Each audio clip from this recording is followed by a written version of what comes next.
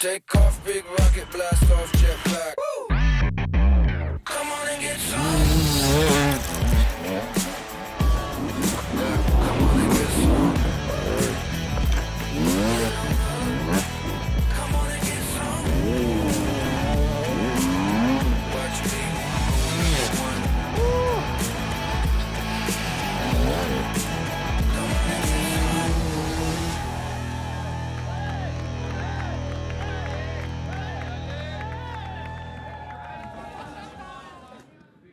Welcome Enduro fans from around the world to Sibiu, Romania, the rugged heart of extreme Enduro.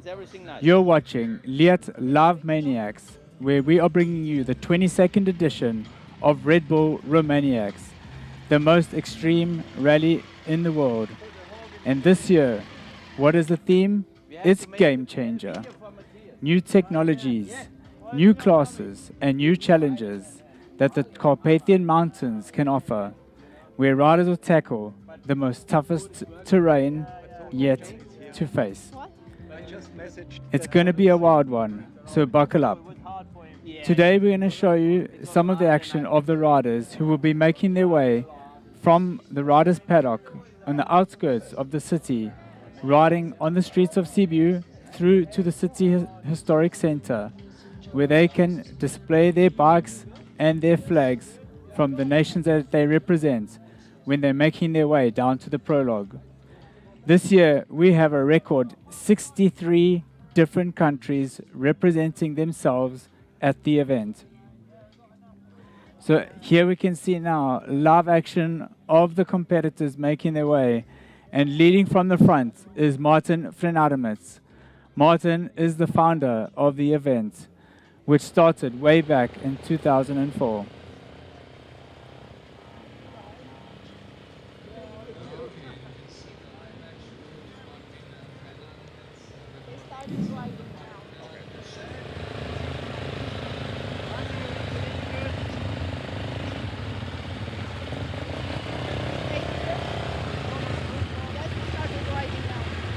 So as these riders get to make their way through to the historic center of Sibiu, they will pass all of the spectators that will be out tomorrow to join us for the Prologue.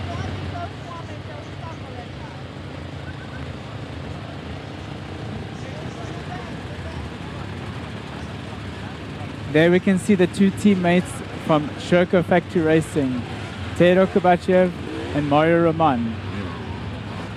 And that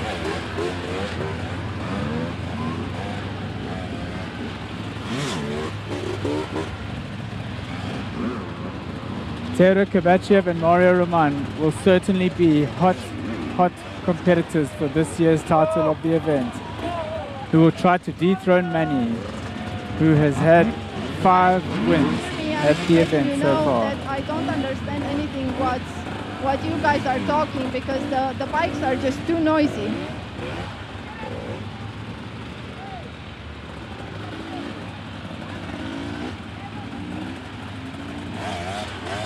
So this year's theme is Game Changer. And so what makes 2025 different?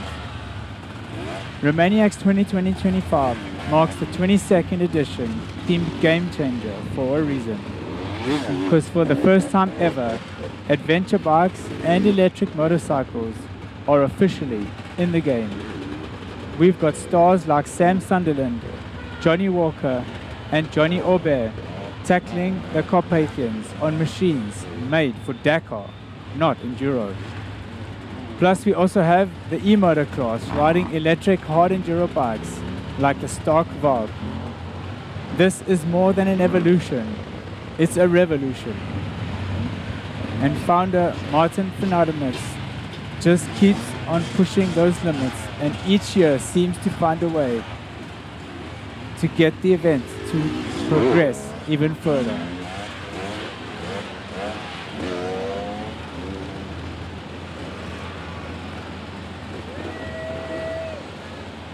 It is the first event ever featuring electric motorcycles, which we will be calling the e-motor class, who are competing across multiple days. Introduced adventure bike categories like the Ultimate and the LIGHT for the large displacement bikes. Johnny Walker, Sam Sunderland and Johnny Aubert are racing in it, competing against each other for the honors.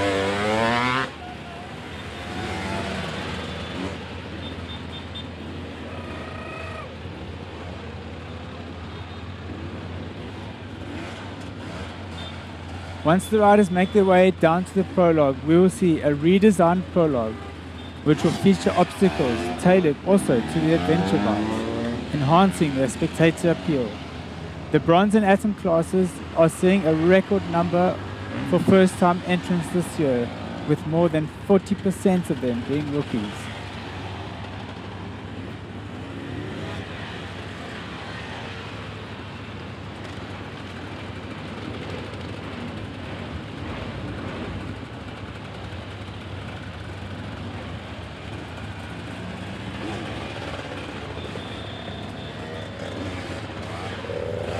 We have Diana, who is down at the City Prologue with Chris Birch. So let's go across to them and hear a bit about the event from Chris Birch.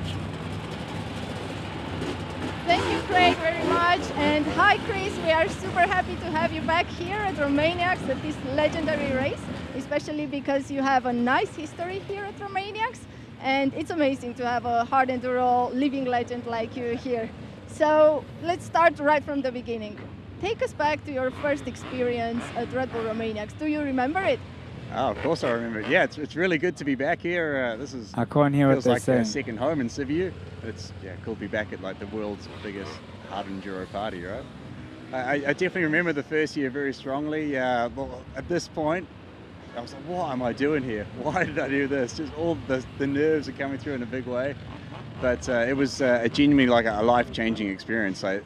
It felt like Martin had organized my perfect event. Like if I could just draw my perfect motorbike event, this was it.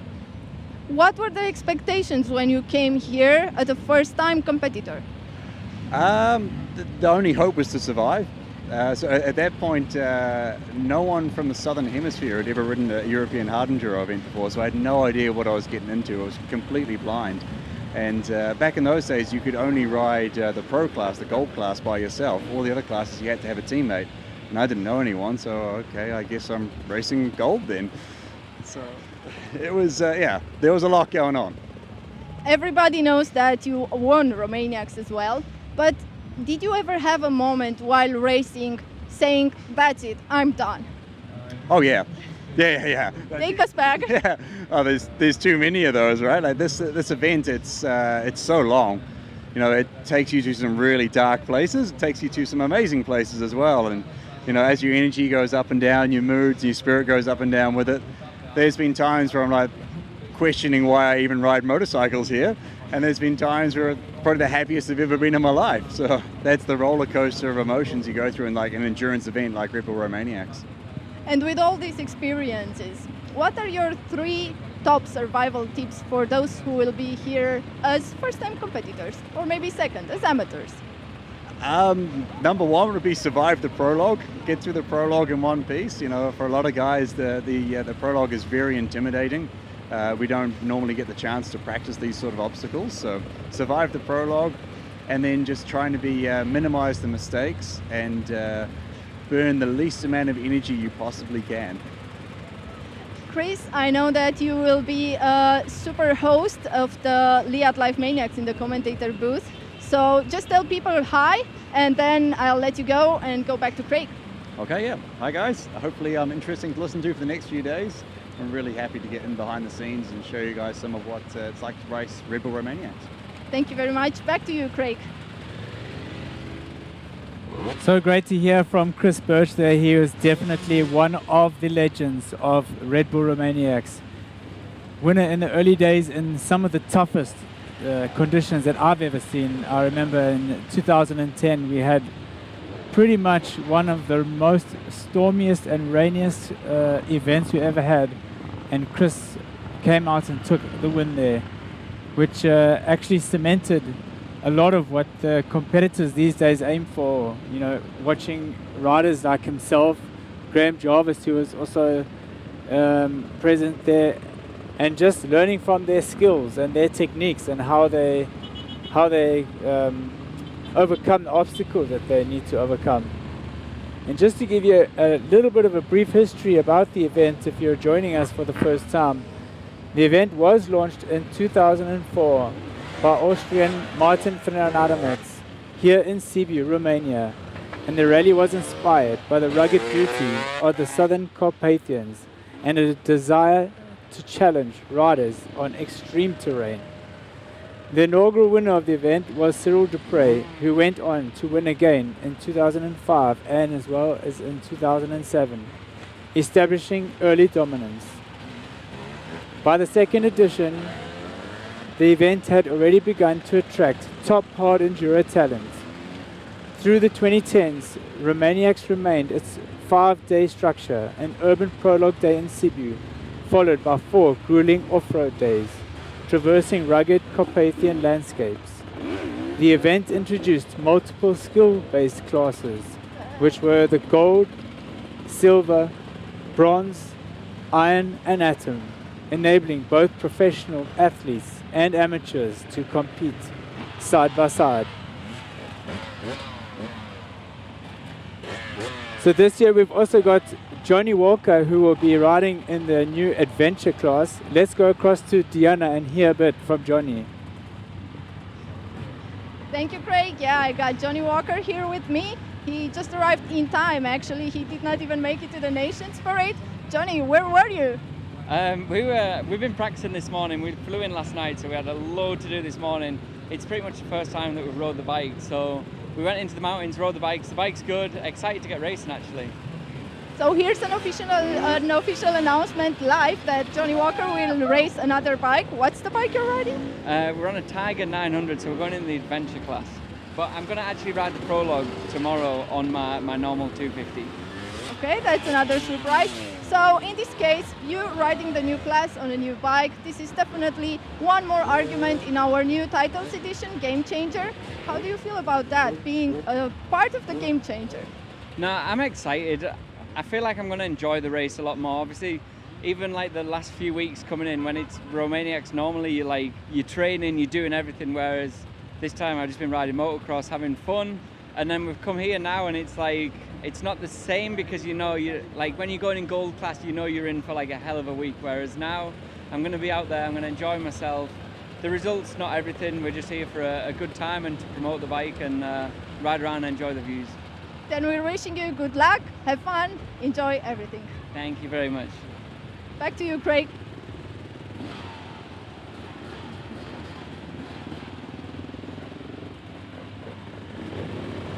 So great to hear from Johnny Walker there, who has attended the event many times. And just joining me in the booth is Chris Birch. Chris, it's so great to have you here at the event.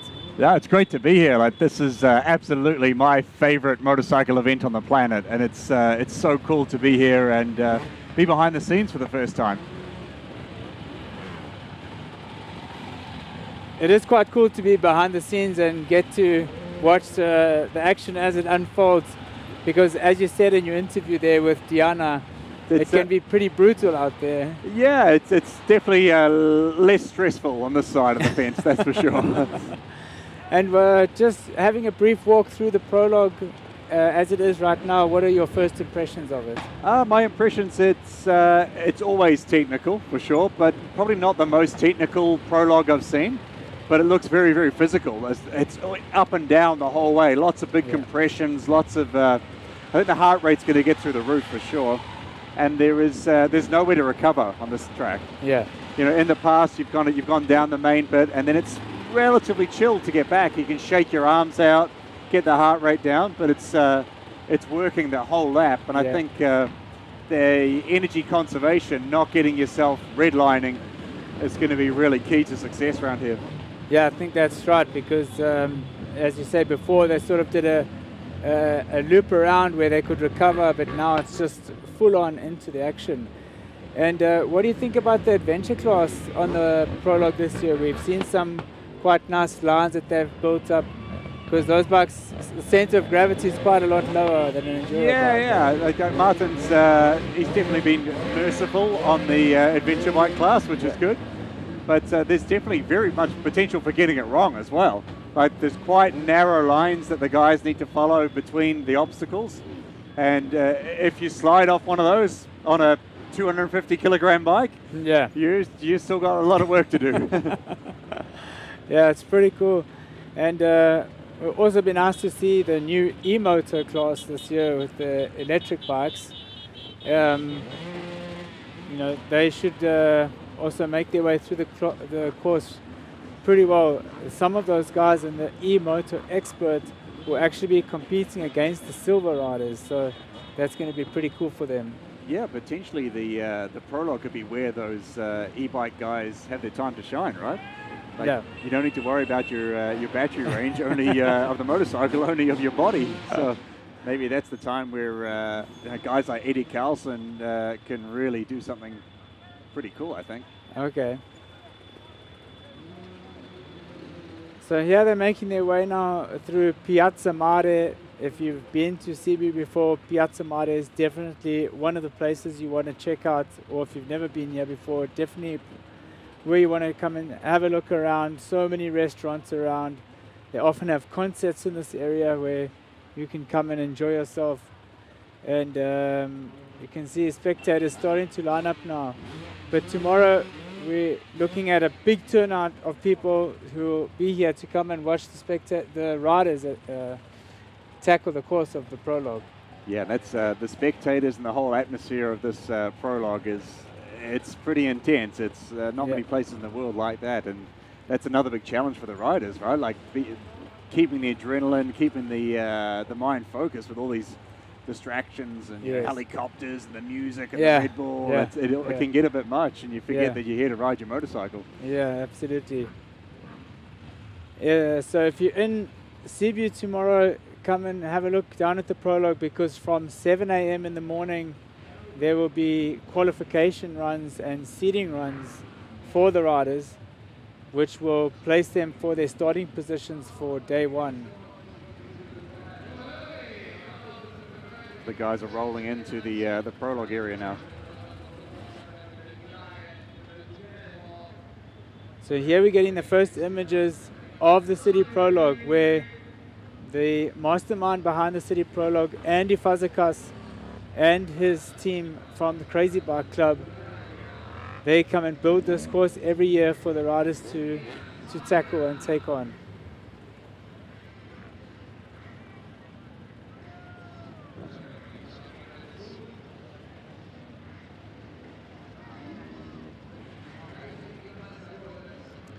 So let's go down to the Prologue area where we can hear from the event founder, Martin Flenademetz. Yeah, Martin just arrived here. How was the Nations Parade, Martin? It was great, you know, so many people coming from all over the Bernd, world Chris and racing Red Bull cannot hear Romaniacs, enjoying anything the through Romanian his wilderness. headsets. Celebrating with us the Nations Parade, going through the historical center in Sibiu, I think it's something really great, and you know, not every city can offer something like what Sibiu has. That's true. And this year, actually, we had some more bikes, some different bikes than Hard Enduro. How was it riding along with the adventure bikes and the electric bikes? Yeah, it got a bit of a different sound. You know, the two-stroke motorcycles make it gang, gang, gang, gang, gang, gang, gang, gang. The big bikes, they have the brum, brum. And the electric motorcycles, you don't really hear them. Okay, Martin, so any planned surprises today at the opening ceremony? Of course, surprises are always. Red Bull Romaniacs is known for surprises. There will also be surprises every day on the tracks, and on the last day it's going to be very special because it's the first time that the final hill climb will be done 3 times. So this is a big action that spectators will then be able to see and the riders to enjoy. I was hoping that you was also gonna mention about the pool we have right there. What's up with that pool? It's the first time when we have a pool at the opening ceremony. Yeah, it's having the nations riding, having everybody getting together, meeting and greeting. And so we thought with these hot temperatures, over 30 degrees here, we're all sweating. So it's really nice to have a little bit of a jump in a cold, fresh pool. Cool. Thank you very much, Martin. And back to you, Craig. So good to hear from Martin there about the prologue here and what we can expect in the next couple of days. We can see the gold riders now lining up. Chris, they're going to give us a little demonstration of what we call the DEMOmaniacs, where they can show the riders of the other classes how to tackle this prologue. Yeah, this is, for the gold guys, a really important part of the event. This is where they can, for sure, they've already walked the track, they've had a good look around, and now they can try out all the different lines to see how it actually feels to ride it. So there's always like your number one line, like where you want to go, the rocks that you want to use, where you want to hit each obstacle. But these guys, they're going to need to find their plan B and their plan C as well. So when someone's crashed on plan A, you know where to go. And this is, you'll see the guys, like they're not just there to play around. They're there to try out the track, try out the different lines. And this is, for the top pro guys, this is actually a really important moment of the race. And we have quite a stacked field of the gold riders. You know, they've got so many big names in there. Just how important is the start? Because I remember back to 2010 when you were competing, you made the ultimate dream start and got such a big gap from everybody else. Yeah. Does it put you in a good position? Oh yeah, but if you can get off the line first and get out in front, and you're the guy that everyone's having to do crazy lines to get past, that's a pretty good spot to be in. That's cool. The bit these guys are coming through now, I think this is going to be one of the most challenging parts of the whole thing. We can't see it in that shot, but on the other side of that tyre wall, there's like a swimming pool. And the water's going to get dragged up that, and it's going to get really hard to ride that motorbike up that wooden slope. Yeah, I agree with you. And we see a little bit of hesitation there from the first rider coming through, didn't quite catch his number. But oh, here we go. So this is what you're talking about. I think this is going to be a big carnage spot tomorrow for sure. In the early parts, it's not too bad, but once that water gets dragged up onto that wood, if you don't drive and have some momentum coming up, as that Kabakchev, as one of the guys is demonstrating, that's going to get awfully slippery. Going for a little bit of a swim there too. And this section where they're coming to now, I think is going to be nice for spectators, because once these guys have had a look at the course and they get up to speed, we're most likely going to be seeing them jumping and launching over those sections, which is pretty cool. Yeah, I think for a lot of the guys, the mental process here is like, okay, feel it out, understand the lines, once get comfortable with it, and then it goes to, right, what can I jump? If you can jump a section that everyone else is riding, that's a huge benefit. And guys like Billy Bolt and Johnny Walker, those guys can uncork jumping sections that you never even consider possible. Now you look at some of the lines that he takes. I mean, he's been so successful, Billy Bolt, in the World Championship, the Indoor World Championship, and I've seen him myself standing at the Red Bull Arch, waiting for him to sort of jump over a couple of those big cement blocks, and he just absolutely launched himself from about 20 meters back. I was blown away. There's a good example there of the guys like making one obstacle out of two. And anytime you can do that, you're saving time and energy. Obviously, you're risking it a bit more as well, but that's the game. I think these ramps that the guys are riding over here, they're going to disappear. I think they're in there for the adventure guys. Yeah, that's correct, because from the tomorrow morning we'll have the seeding runs for the qualification of the seeding runs for the adventure class. So those ramps will definitely not be there for these professionals.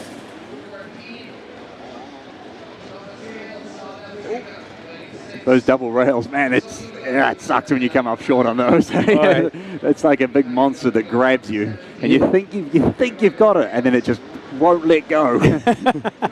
No, you took the words out of my mouth, because there's actually two sections of railway tracks on this prologue course, and that's definitely the one that we've seen that can catches out most of the riders. Mario is looking pretty good here now. Mario is starting to slowly build up to speed. Oh, that was a nice gap. There's Johnny. Nice.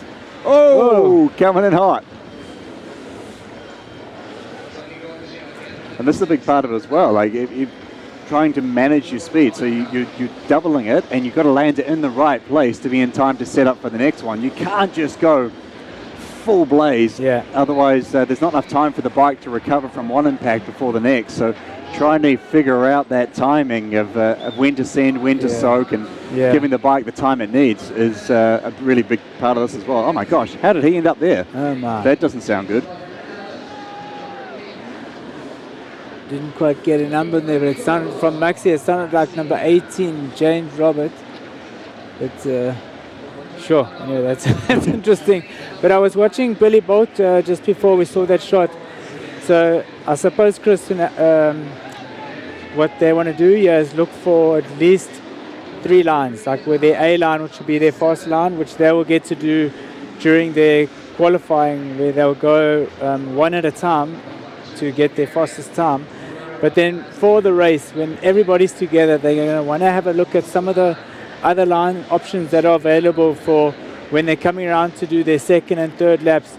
If there's traffic and congestion, you want to make sure you have an option to go by. Absolutely, and you need to know what that option is so that you're not going into a blind. Yeah. You know, because again, even for these absolute top guys, the guys that are right at the front of this tomorrow, still the number one goal is get through this. Like, don't hurt yourself.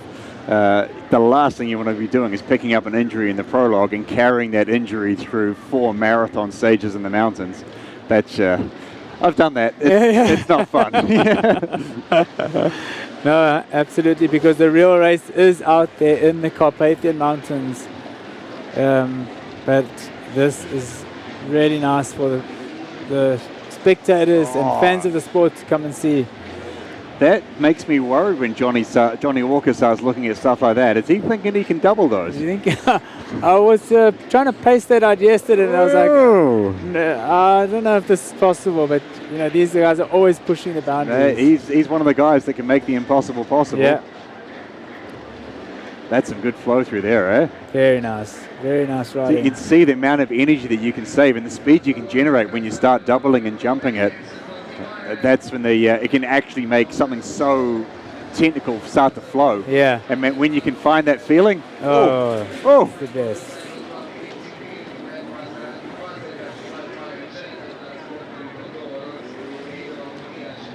This is a cool obstacle. The guys just coming around there. There's 3 different. Have you walked the track, Craig? Yeah, check it out. 3 different lines of so the log kind of gets bigger the closer you get to the exit. Yeah, so I think that could be a really good passing opportunity. I think in the race tomorrow we're going to see some overtakes in there.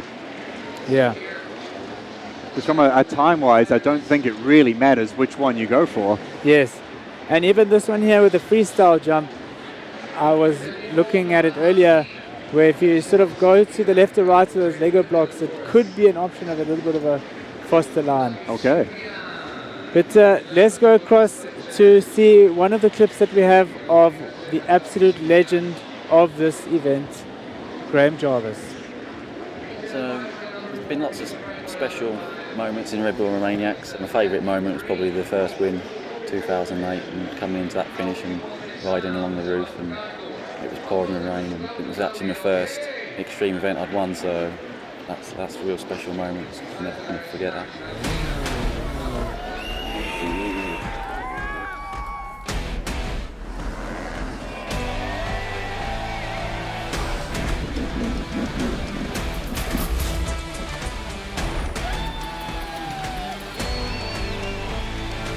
Can't really say I'm come here to just be on the podium, so I'm here to win.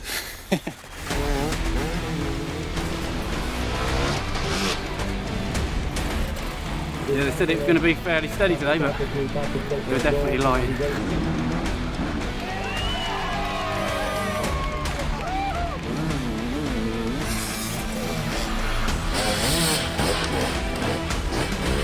go through a lot of motions throughout the 4 days, but getting to the finish, I'm so tired. Just want to get a beer, sit down and relax.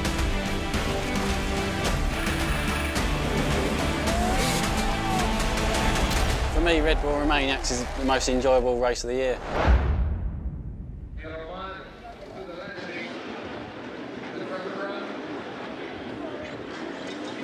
So there you go, Graeme Jarvis. in many sports, you know, they say the GOAT, the greatest of all time, and people can debate that and argue who it might be. But in our sport of hard enduro, there is no argument whatsoever. No, none so ever. Graeme, 7 times winner of this event. I remember racing against him back in the days and just like sitting on his wheel and just like, okay, at some point, this guy's going to make a mistake. When he makes a mistake, Chris, then you're going to go. The mistakes just never came, man. Well, I think certainly for myself in the early days when I was competing, you sort of looked at the entry list and looked for the names and numbers, riders' numbers that you would be looking out for in an event like yourself. And Graeme came past me on one of the hills. I think he had number 32 or 16. I was like, who is this guy? I couldn't believe the way that he was riding. So you'll see it in the next coming days up in Red Bull Romaniacs, especially in the LIVEmaniacs stages, how important efficiency is in the sport. Like this, it's a marathon race, this. And man, that's one thing that I think Graeme, he could lead the world in efficiency on a motorcycle. Yeah. Like, he just doesn't make these mistakes. He's so efficient in his riding style. And I think that's what allows him to still be like up the front at 50. Yeah.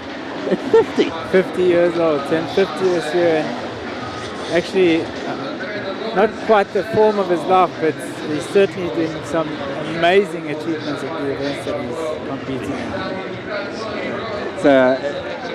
It's quite incredible that he still, that he still can do it. Yeah. It's also incredible that he still wants to do it. Like, he doesn't owe anyone anything, right? Yeah. Like, there's zero else to prove, but that's, you can see at this stage, there's no argument. He's doing it for the love of it.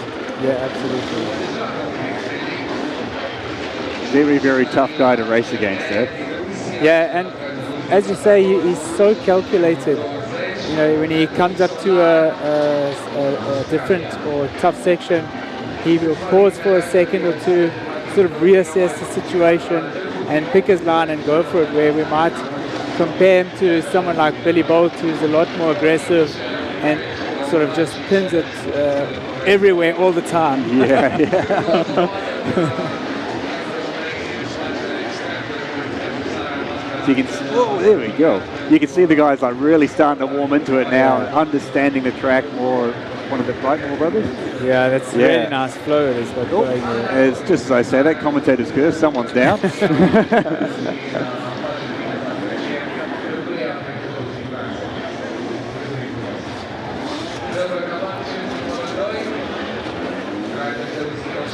was Teodor Kovacev going over the freestyle ramp there.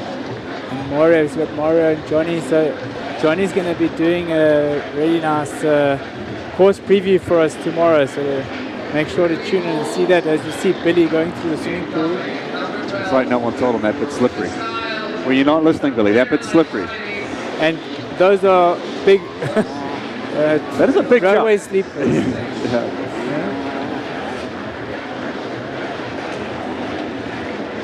So you can, ow! Ow! Sorry, bro. Yeah, sorry, bro. It's good to stretch out the wrists, stretch out the forearms before the big event, eh?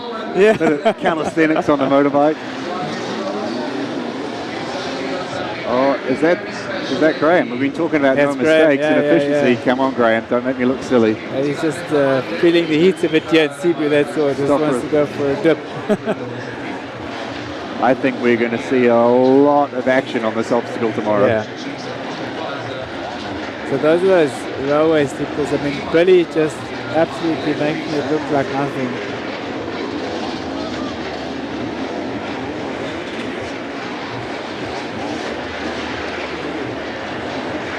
So just to remind you, you can join in tomorrow at 5 p.m. Eastern European Central Time, where we will bring you the action of the finals here of the gold classes.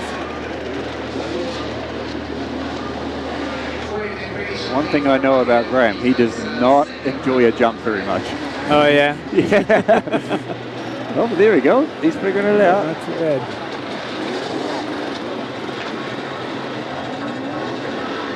This return section in the past here, as the guys come back down parallel with the main street, that always used to be an area where you could rest and shake your arms out, get your heart rate back down, but just walking the track this morning, There's none of that there this year, There's Like none you of just go the whole way around. So one thing the guys are really going to battle with here is a phenomenon we call arm pump. Yes. Which is when you go out too hard generally, and your forearm muscles will swell up and come like bricks, and it makes it really hard to grip the bike properly. Obviously in the sport there's a lot of grip strength, a lot of pull through your arms. When that happens, the throttle control, the clutch control all becomes so much harder to do, and you'll see a lot of the mistakes coming through from arm pump. Yeah.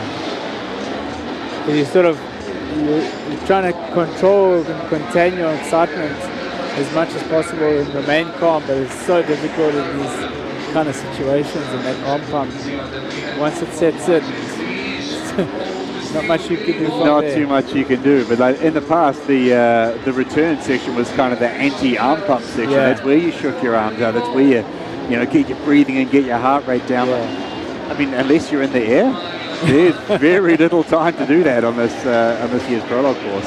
So I think for me, like, not the most technical Prologue course we've seen, but it looks so physical. It's really physical, yeah.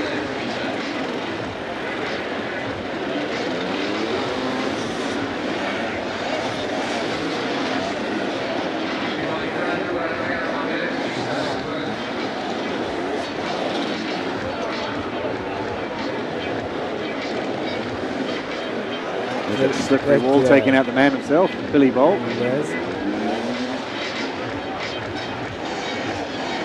You always look a bit annoyed with it, like looking back like, did you not know who I am? Yeah, exactly. Come on. And we saw a little bit earlier a lot of the riders stopping at the rock section to have a look there. For me, that rock section looks particularly difficult because there's a few big holes in there that your front wheel is going to drop into. And the line I saw was the one on the left-hand side. It was a little bit smoother, but if there's somebody that's sort of stuck in that line, you need to have a second option. For sure, and the speed that you bring through that, or you bring out of that rock section, is the momentum and the speed you bring into that water section. Yeah, exactly. And that's the momentum you bring into that ever increasingly slippery wooden wall. So I think you're right. That rock section is a very, very key section of this Red Bull Romaniacs Prologue track.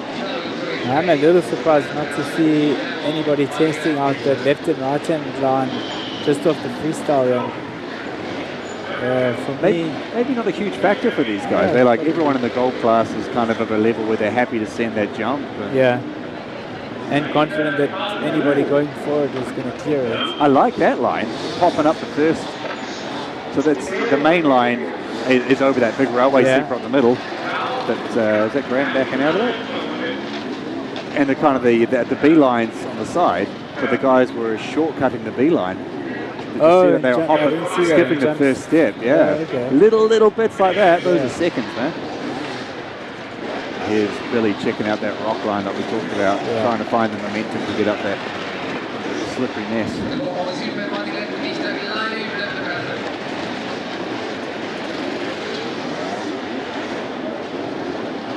If Billy or Johnny end up doubling this section tomorrow, I'm going home. I'm out of here. Yeah. I'm not even racing it, I'll be disgusted. So I think the reason Billy's gone back now is he's got to find the right line through those tyres to set himself up on the right rocks to get through that next section. So he's probably counting left to right or right to left. I need to hit tyre number, whatever it is. And of course you've got to set up for that from the previous obstacle So trying to make this track flow and tie each obstacle together is so important, obviously for the speed, but just for the work rate. As soon as you lose that flow, the track starts to fight back at you. That's when the heart rate goes to the roof, the arm pump comes in, and just it's a big downward slope from there, right? So really interesting watching Billy Bolt here.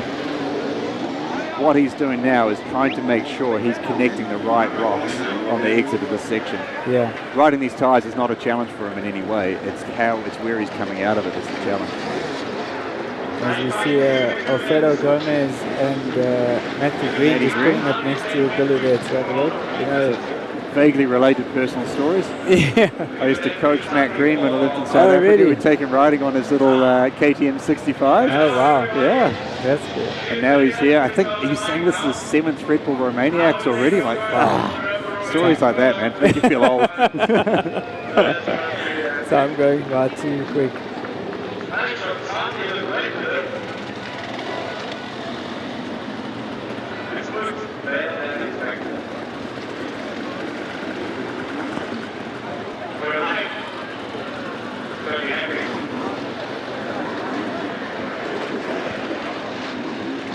Guys all taking their time to try and sort it out, suss it out, figure out what's going on. Everybody watching Billy. Yeah, find the line. Oh, nice. Whoa! Okay. Billy's meant to give us a bit of a showboat style session when you have some jumps, which is pretty cool.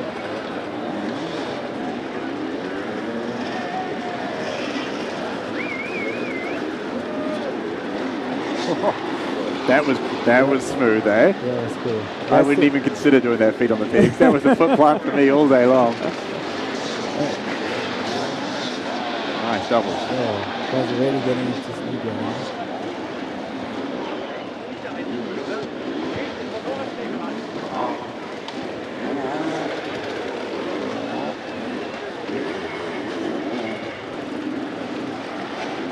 Number 15, this is Danila. Go on then. Sorry, Go on then.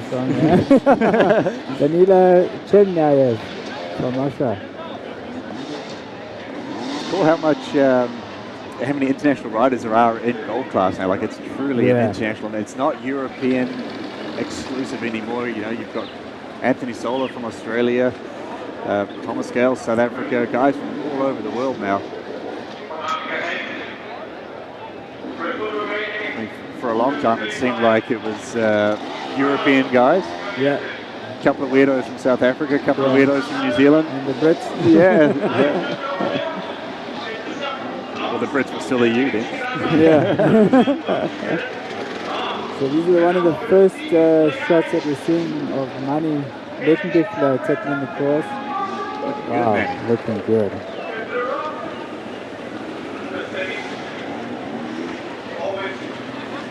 Looking real smooth, and this is where Manny legendary float really shines, because he just knows how to conserve that energy.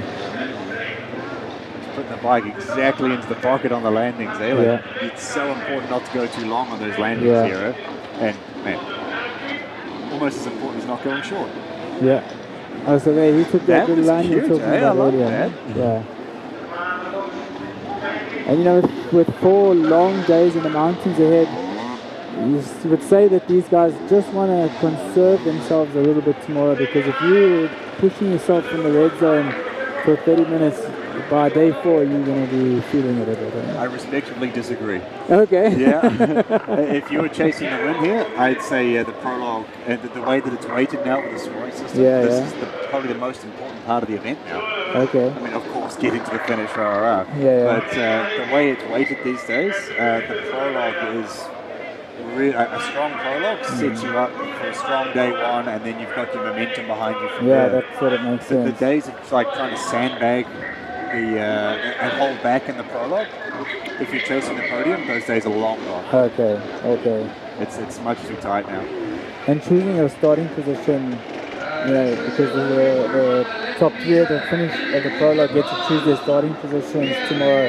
That can also make a difference once you start getting out in the mountains. Absolutely. So in the past, guys would kind of hold back in the prologues. They didn't have to start first on the first day, because opening the trail, opening the track it tends to be a disadvantage. Yeah.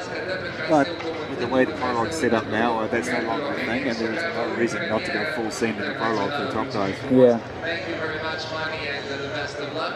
Now stay tuned to our interviews with Diana. So the guys look like they are almost done with their DEMOmaniacs. We hope we're going to have a little surprise for all of you to see fairly shortly, where we're going to have a celebration.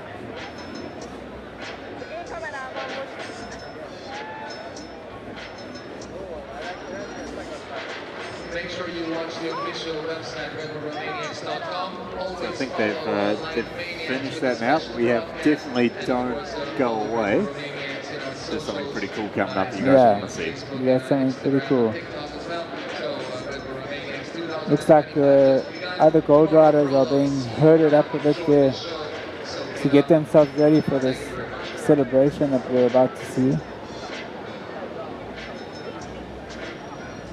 Just trying to find the star of the show.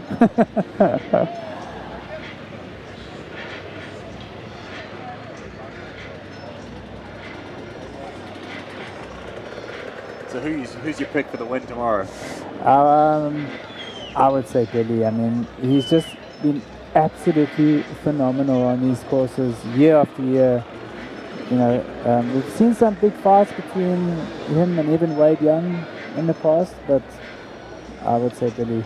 Yeah, I'm going to go be a little bit risky. I'm going to put my money on Brightmore. Okay. Yeah, he's done some pretty cool things in Prologue races this year. Yeah. Yeah, he has. We can't both bet on Billy, so I'm going to bet on Brightmore. No, good man.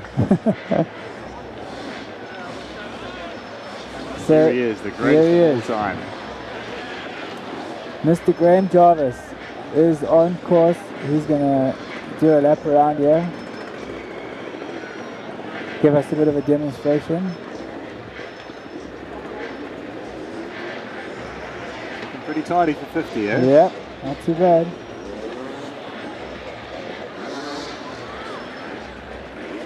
Nice flow through there too.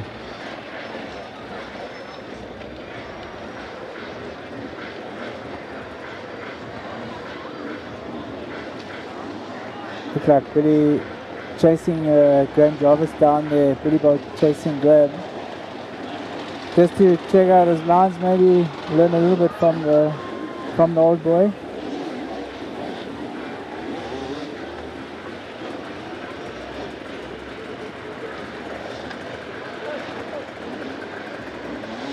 That's quite a long way around if you don't choose to do that motorway barrier, eh? Yeah, that motorway barrier is pretty high, but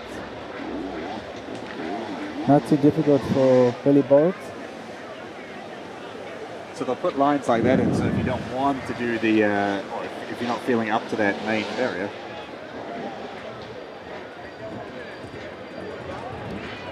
So Here he is, Graeme Jarvis. Hey, I'm here with Graeme Jarvis. I hope you guys can hear me. This year's edition is dedicated to Graeme Jarvis because he turned 50 years old this year.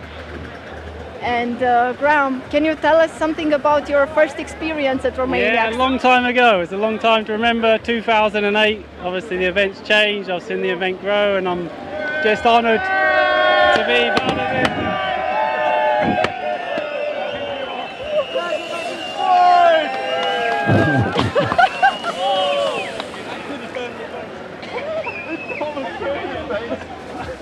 Oh my God. Make a wish, Graeme. Make a wish. I wish I was in silver. I wish I was in silver.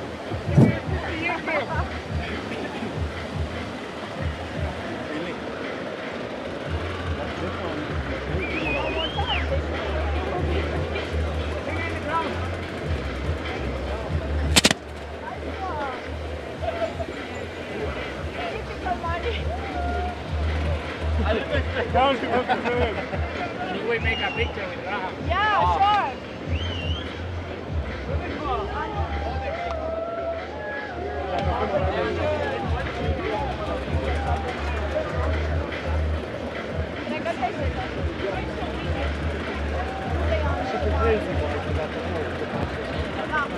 Marty.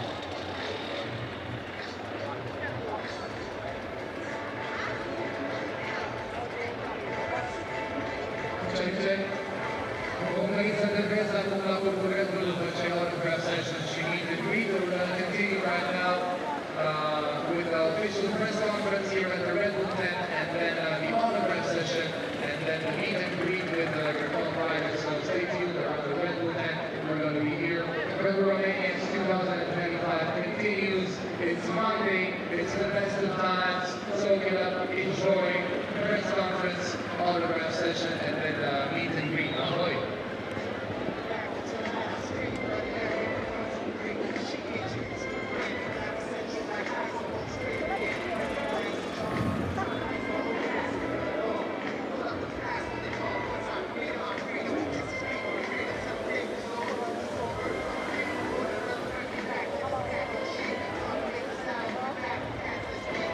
So I think that's a wonderful celebration, and also it just shows that how all the riders, they appreciate each other and they have so much respect for each other, and especially for Graeme, 50 years old at this year's edition. Absolutely, 100% the legend of the sport. I think a cool thing to remember is, I would say everybody else on the sideline of gold class grew up watching Graeme Jarvis ride motorbikes. Yeah, absolutely.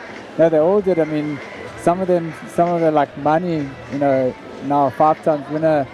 He was Graeme was his idol growing up, watching him grow. Yeah. And of course, Graeme competed a lot against his dad and yourself. But yeah, so cool to see. So yeah, thanks for joining me, Chris. Don't miss tomorrow's show. You can join in tomorrow at 5 p.m. Eastern European Central Time, where we're going to bring you the prologue with a lot of action. See you tomorrow.